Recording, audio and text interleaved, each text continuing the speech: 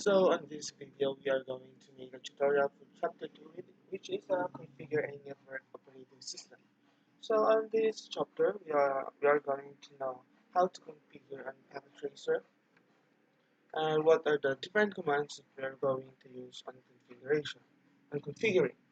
So as you can see here, there are we are going to configure hostname, limit the access to device configuration, and save the configuration. And also on addressing scheme, we are going to configure an IP address, but I think we are not going to verify the connectivity here. Okay, so let's start. So as you can see, I already put a, so let's delete this first. So delete everything. Then what we need to do to configure a switch is we need a computer, we need a PC, then we need a switch. So let's use the switch 2960. Then in order for us to configure the switch using computer, we need to use a console cable, which is the on here. This is the light 2 pin.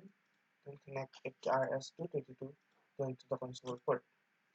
After we do that, we just simply open the desktop and on the terminal and just click OK. So now we are here on the CLI of the switch. So what we're going to do is just simply enter. Then as you can see, if we hit enter, we are now entering the user exec mode. So on the user exec mode, you can there's a lot of different commands that we can use. By just simply typing question mark, you will be able to see those commands. So we are going to go to privilege exec mode. So we'll just simply type enable. Then we are now on privilege exec mode. So it's the same as the on the user exec mode. We can show the different commands. And now we are going to configure terminal. So we are able to enter the global configuration mode. Then when we're on global configuration mode, we are now able to configure our host name, configure passwords, and other things that we need to configure. So what we're going to do is let's configure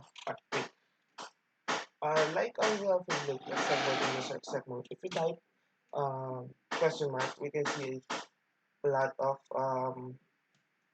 the what you call this commands that we can use on this global configuration mode. Then let's change the host name. Host name. Um, when you type the command host name, it should have a parameter which which will be your switch new host name. So I want to change my host name to my name. So Edward. So now as you can see, I've already changed my host name. Then what we are now going to do is we are going to create a password for our line console. So let's say line console 0, and now you will able to see that there's a dash line on this. That's indicate that we are now on the sub configuration mode. So on here we are able to type password, and it has a parameter of what password do you want. So I want Vincent for starting. So don't forget to log in so that the your password will work. And after that, on line VTY, it's when you try to connect remotely to the switch. So 0 to 15, it's a default, and password also. Then log in. Then this is much for the passwords, and for save configuration.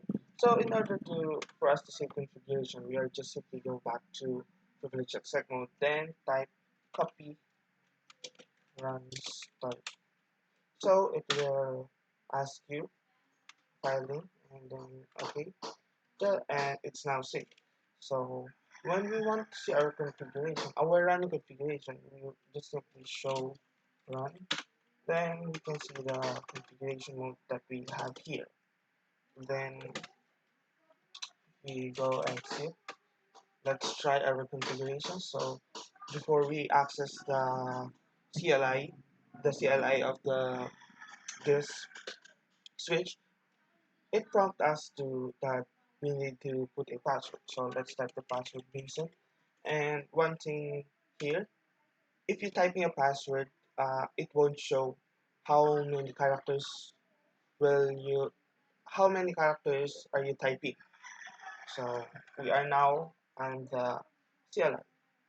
And that's all for this video, and thank you for watching.